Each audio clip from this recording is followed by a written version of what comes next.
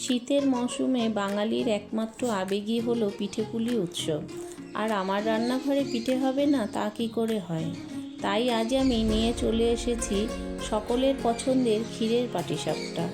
নমস্কার, আমি দীপা। আপনাদের সবাইকে আবারও একটা নতুন রেসিপিতে স্বাগত। ভিডিওটি পুরো দেখার জন্য অনুরোধ রইল।